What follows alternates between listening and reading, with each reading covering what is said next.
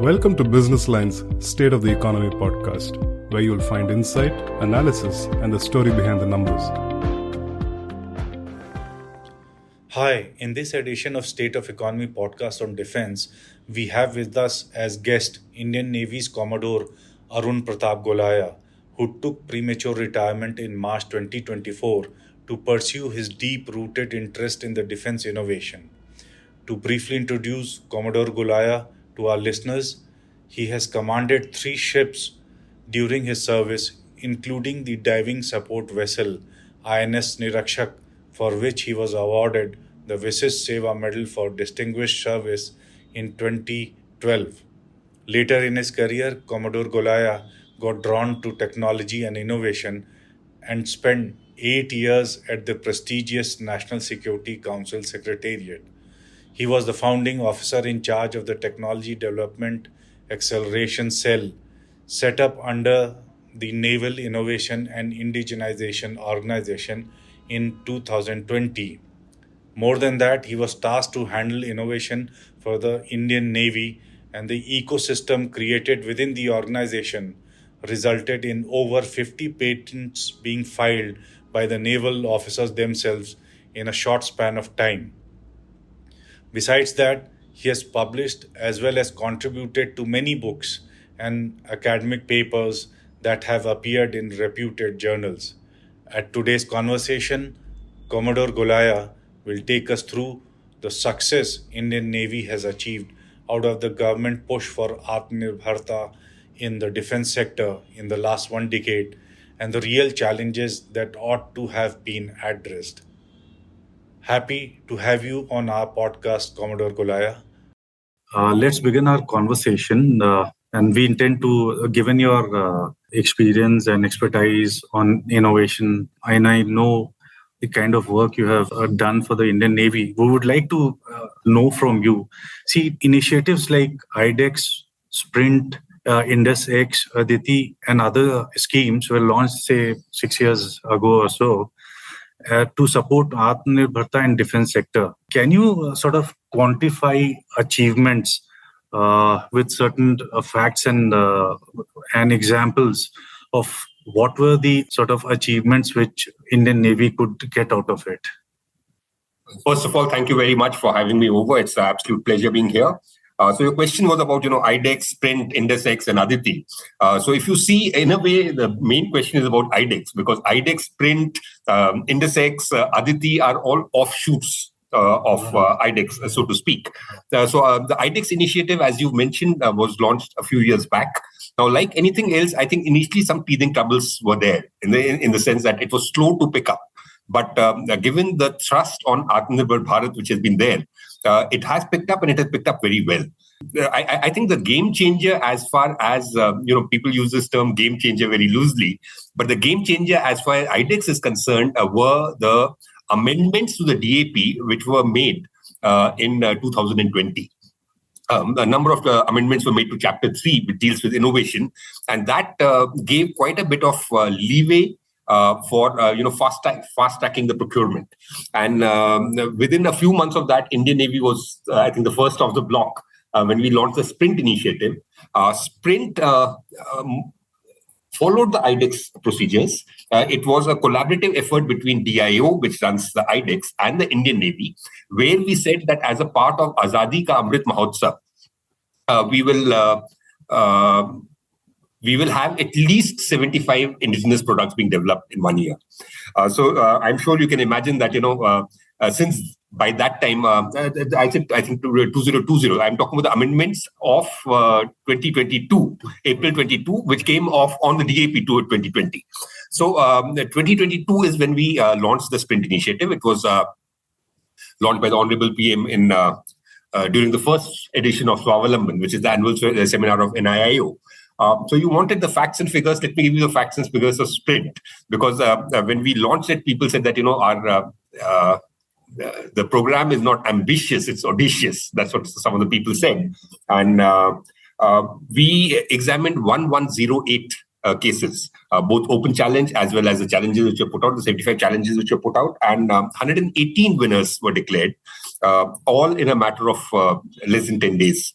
The HPSC, which is the screening committee, selected the winners, and thereafter the development started in right earnest. I mean, we'll discuss case by case about how successful it has been, but the very fact that gave confidence to everybody else. The dev space challenges again thereafter were 70. So thinking 75. So thinking that we can aim so high happened because of the results which were there. And you mentioned Aditi. So if you see Aditi, that is initially the grant to the startups used to be 1.5 crores. It was enhanced in prime to 10 crores. Now it has gone up to 25 crores, which obviously is also a reflection on the kind of results which we are getting and the kind of products which are being made. IDEX is joint between India and US, which again, the confidence which we got with the results which were achieved by the IDEX maturing over a period of time is what took it to the next level, if I can put it that way. The real challenge, I suppose, would come when you get into commercial production of it. What do you think? Are there steps laid out? And can you explain us the scenario leading to that? Okay, let me answer it in another way. So, based on, we are all learning. We are all learning, and we are learning as we go by. The innovation organization of the Navy is something which is fairly recent, not even a few years old. Other services as well. But so I mentioned the amendments to the DAP which happened in April 2022.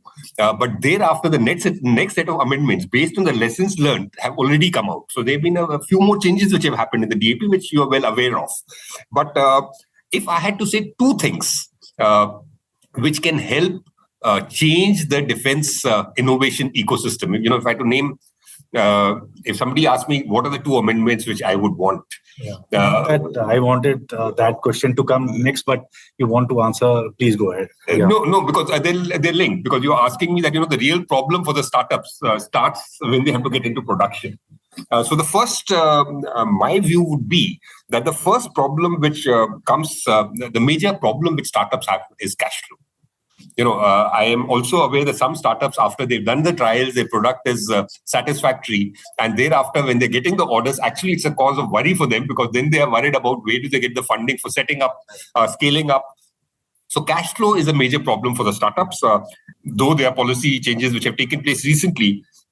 But as I said, if a big change, if I could recommend, that would be to get, if not all, maybe all IDEX and the TDF winners onto the TREDS platform. Now, TREDS, as you are aware, it is a trade receivable e-discounting system. This will help you convert the receivables into liquid funds, which is basically solving the cash flow problem of the startups. This has been discussed, I think, a number of times in a number of forums. You will recollect that I think it was November 18, 2018, when the Honorable PM had again made it, this thing was launched and everybody called it the Diwali gift for MSMEs. The tweet from the PM side was that all the CPSCs and corporates having a turnover of more than 500 crores must be on the TREDS. Now, if that is the case, then the question which goes begging is that then why not the defense procurement?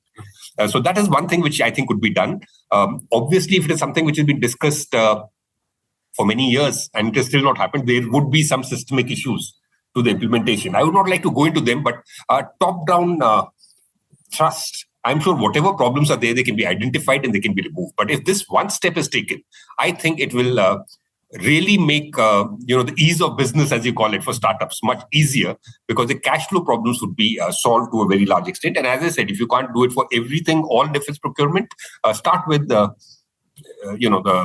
IDEX cases or the TDF cases. So that I think would be a good start. And the second thing which if I could change would be as of now, what happens is that in IDEX, as you're aware, up to only one firm is not a winner. 2-3 firms can be declared winner or more. So now let's assume that one firm has made a product, and the second firm it has created trials. Now, as per the DAP, there is no obligation on the service headquarters to buy from the second firm, and they need not wait for them to complete, which makes sense because if two firms are making something, one firm makes it, and you have to keep waiting for the second, to avoid a L1, to avoid a single vendor kind of a situation. If you have to keep waiting for the second firm, that will just delay things. So what has been permitted is there's one firm, you can go ahead and procure from that. The second firm you give it a fit for military use certificate. So what we have done in effect is, now fit for military use means it will be useful then for exports. But let's be realistic.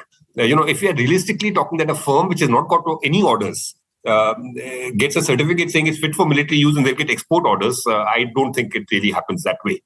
So what could have been a win-win situation, we have converted into a lose-lose situation. Let me tell you why. Now, the government had part funded, if not fully funded, 50% of the thing comes from the startup, but the government had funded the development. Now, if the product is not inducted, that money has actually gone waste, right? So the government is losing out. The startup is obviously losing out, the second startup who's not got the orders. The services are losing out because their base, the vendor base, as you call it, though in the Navy, we don't use the term vendor anymore. We call them partners. But I'm using the official term, which is there, single vendor situation. So you'll always get into a single vendor situation because the other firm obviously cannot remain in business if it does not get any orders. So if you had placed orders on 2 firms or 3 firms, then possibly you would have a wider vendor base to choose from. And that competition would also bring down the costs. So the services gain, a wider vendor base, lower costs.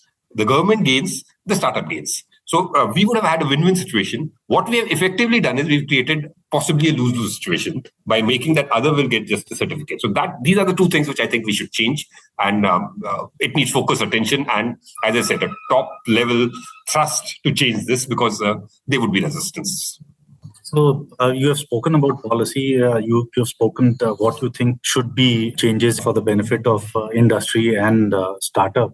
Let me get on to the workforce side of it. See, the tri-services are pushing for modernization of warfare and techniques and adoption of new technologies. But do you think that is possible without restructuring human resources, which has to absorb and use them? I'm talking about can you talk about Indian Navy? What Navy is doing to sort of have specialists or horses for courses or domain experts to absorb this whole new technology infusion into the service? So that's a very interesting question you asked, because technology needs equally technologically savvy manpower. Right. So it is not that, we are going about trying to develop technology or inducting technology without focusing on the manpower, because finally it's the man matters most, as the cliche goes. So you would be aware, or some of the audience here who's not aware, I'd like to tell them, are you aware that the minimum qualification for joining the Navy, when we joined the Navy, the NDA, we used to join after the 11th class. Ours was the last batch we joined after the 11th class. Thereafter, it became after the 12th class. But for the last many years now, anybody who's joining the Navy is BTech.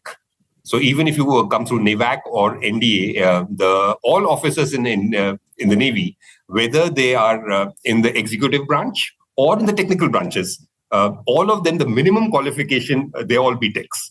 So it is, the Navy has realized that it is getting the future of warfare would be more and more technology intensive, and because of which you do need technical manpower. Now, this is as far as the officers are concerned. Now, let's even talk about the sailors. Again, I can give you, when we joined the Navy, that time they used to be called MERs, the metric entry recruits, who used to join after the 10th class. Now they come after the 12th. But it's not only the education. I think inherently the younger generation today is more tech savvy. When I say more tech savvy, I mean that they're more comfortable with technology as an idea. They are a generation who are more technically savvy by default. So the intake, obviously, one, the education standards are higher.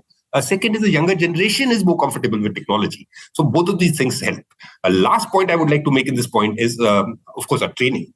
Our training now, if you see the way it is changing, the syllabi is, of course, continuously being they're being revised. But more importantly, the emphasis on simulators, more realistic training, the use of virtual reality, and all these things are being incorporated into the training, which obviously means that one, the time spent on the training might be lesser. Secondly, the pickup level might be higher. So these are things which is an ongoing process. So I mentioned from changes which took place from 1992 when I joined the Navy till now, but it's an ongoing process. Technology and manpower being ready to accept and exploit the technology is something which is going on parallel. I was trying to understand more about complex artificial intelligence, data analytics, or is there a mid-career courses to handle that? Because see, much of it will become redundant, and all technologies have no little shelf life as we see them. So to sort of capture this shift, change in technology, do you think mere people coming with a stream of BTech is enough to handle such complex issues? Appreciate your question, because what you said is that it's not about what you know. It is about how fast you can learn, unlearn, relearn. Absolutely. Because life cycle of technology. I mean, you mentioned artificial intelligence. Again, without going into too much of details about artificial intelligence, but let's talk about a few decades back. A few decades back, optical character recognition was considered AI. That is something which is now commonplace, right? And the pace of change of technology is only accelerating. It's going to get much faster. The generational shift, instead of taking place in a generation, will take place in a fraction of that. So I agree with you. It's about continuously having. You mentioned about mid-career courses. My point when I said that everybody is a BTech, or everybody amongst the men is after the 12th class they've joined. That is the takeoff level which is there. That is something which you have to build upon. It does not mean that once he's done BTech, whatever he learned there, he is obviously continuously learning. Every day, when a new system is inducted, then you have training specific to that. A new ship comes, then you have your class-specific training. So all that is a continuous process which goes on. In peacetime, one of the major roles and one of the major jobs of the armed forces, not only in India, the world over, would be to train. So training and keeping ourselves current is one of the major jobs of the armed forces. Why I emphasize about the BTech is because, the foundation which you build upon is stronger. If you are, I mentioned that, when we used to join India after the 11th class. But even then, because Navy being more technology intensive than, say, the other two services, even then, for joining the Navy, maths and science was compulsory. So you were not a BTech, but you had to have maths and science in your 11th to be able to join the Navy. And in NDA, you could take, the science stream or we used to call it techie and non-techie stream. So the science or so there it was mandatory for the naval cadets to take science. So it's always been that way. It just gives you a very broad foundation on which to build, and through a number of courses. So an officer will learn in his ab initio courses when he's doing the subs courses, as we call them, the sub-lieutenants courses. Thereafter, he does a specialization course. Thereafter, at every stage of his career, there would be some mandatory courses. And I do not believe that you learn only through courses. You also learn by interacting with others. You also learn by watching. You also learn by exercising. Every time the ship goes out at sea and they're exercising with other navies, you learn. So when you have joint exercises, you're learning. So learning is an ongoing thing, and it goes on. Now, one of the reasons for the delay in procurement is also inability of the services to sort of capture of the technology, the next generation technology they are absorbing. So they say that they take time to understand, and until you understand and appreciate, you cannot go ahead and go for the acquisition also. So this is not a personal sort of comment on anybody, but this is what their broader feeling is as well. Okay, so you put me in a tight spot, but that's okay. I would tend to agree, if not fully, at least somewhat. I would tend to agree somewhat in the sense that, as I said, technology is changing very fast, and the days where the military used to lead, technology development are gone. Now in the civil sector, the things are moving much faster.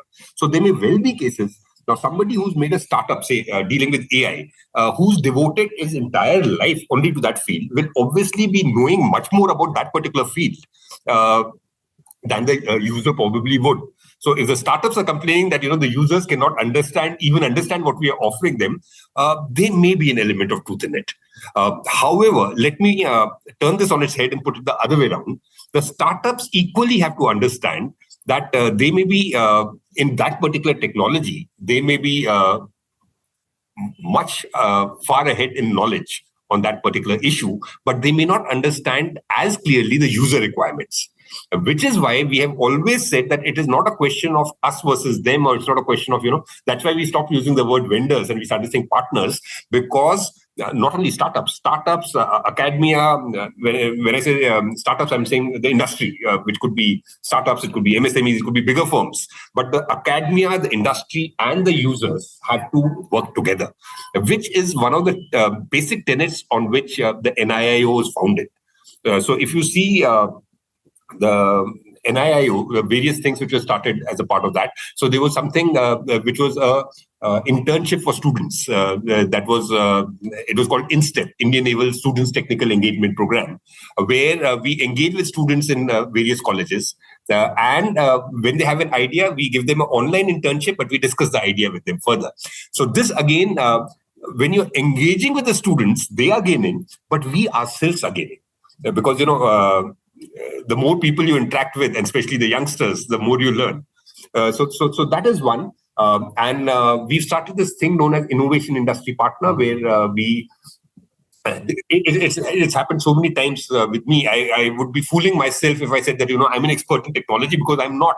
But I'm a user. So I can tell a startup that this is what you have, this is what I've understood out of it, but this is what I need. So then we need to talk, discuss, debate, and then if you do it as seeing them as partners, that is where the development takes place. That's what I feel. See, can you take us through the shift from digitally enabled Indian Navy to AI-enabled Indian Navy? I think there was a focus, if I remember correctly, since 2017 or 2018, there was a particular emphasis. And you being at the core of it, can you take us through? So as far as AI is concerned, I wasn't really at the core of it. But I'll come to what the steps the Navy has taken as far as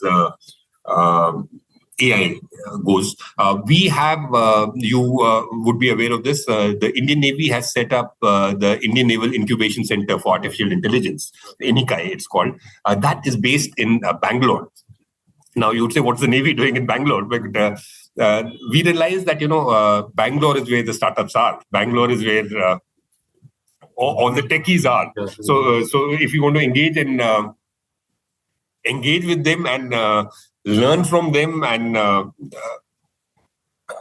convey our problem statements to them and get the best solution from them, it is better if we are there where they are. So INICAI is one of the initiatives which was taken. You're aware of the work which VESI, for example, has been doing in this field. But having said that, I don't think you can see AI.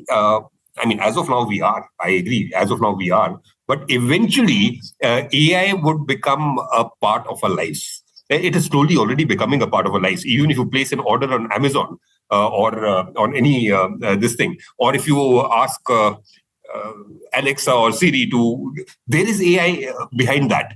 So saying that, so the days where you said that I need an AI. So if you have, let me take another example from Sprint then. So if you have a small drone which can fly within a compartment and avoid, in the machinery spaces, avoid this thing, and in a ship, it will be GPS denied, obviously, it's within the metal. So, and it navigates itself. It's got some element of the autonomy comes from the AI. We're talking about swarming. So there would be a number of applications which will have AI. So I don't think you should say, what AI related things you're doing, because some component of AI increasingly in the future will be there in each and everything which we have. The level may vary. So something like, you may remember when the computers first came in, and I'm talking about many decades back, when the computers came in, there used to be people who were, trained on using the computer. I'm not saying that that's not required anymore. There's still specialists who are there in, hardware or software or whichever field you want to talk about. You people, you still have people who are doing MTech in various this thing. So AI as a field, of course, the experts will be there. But what I'm saying is today, everybody has a computer. The day where it was treated as, computer. You need to be IT qualified to sit on the computer. Those days are gone. So it is now just percolated and it's become a part of our everyday life. Similarly, AI, that will happen.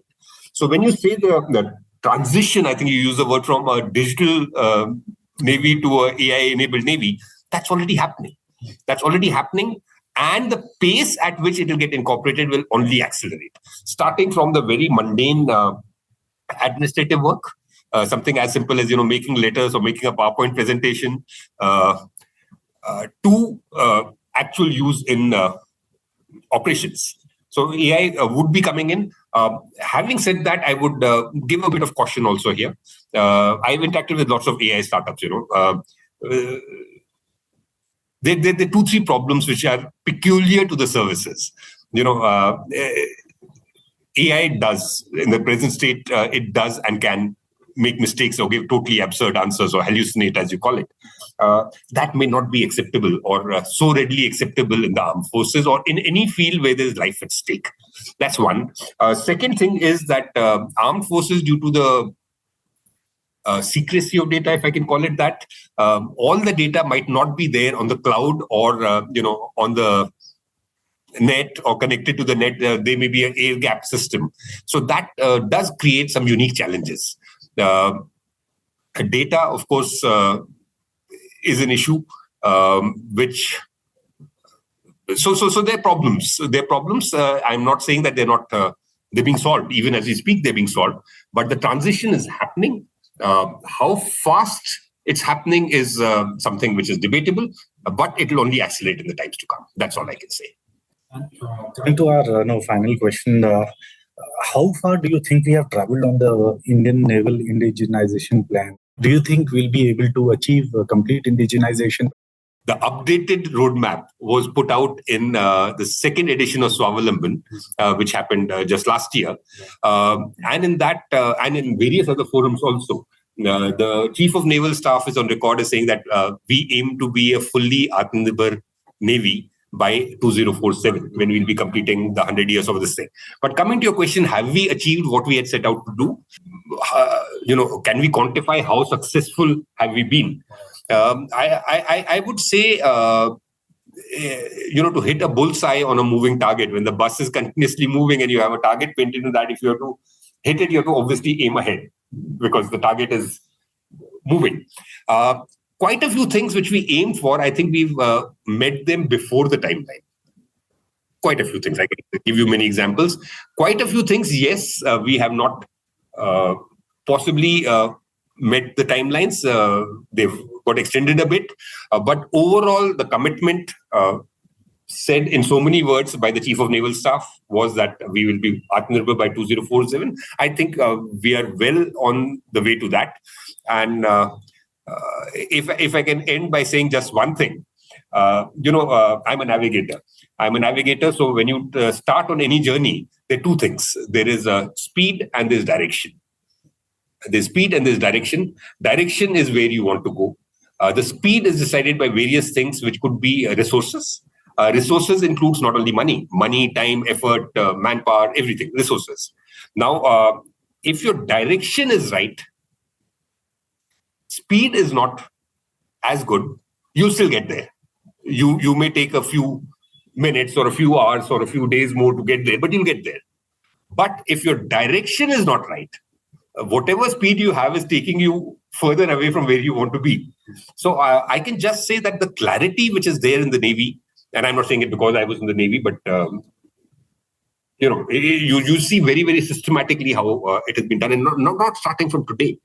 Even if I keep giving the example of the first the plans paper which was made in 1948 by then he was a commander in those days. Later, the first CNS in the rank of Admiral Chatterjee.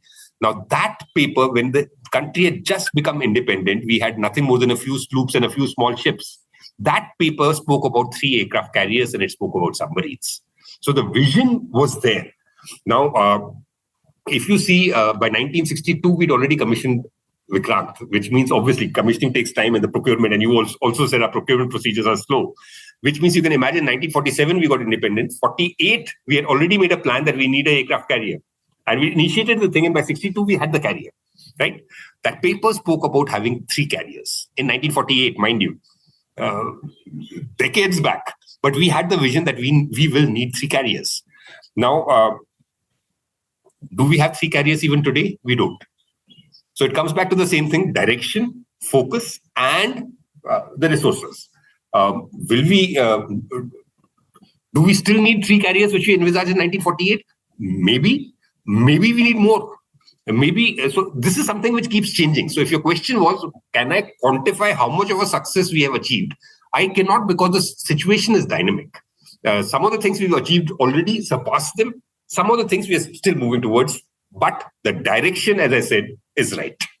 If you see the basic foundational elements of the NIIO, the Naval Innovation and Indigenization Organization, the TDAC, Technology Development Acceleration Cell, the NTAC, the Naval Technology Acceleration Council.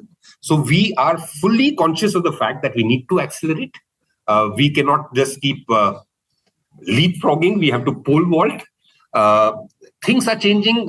Things are in our favor now.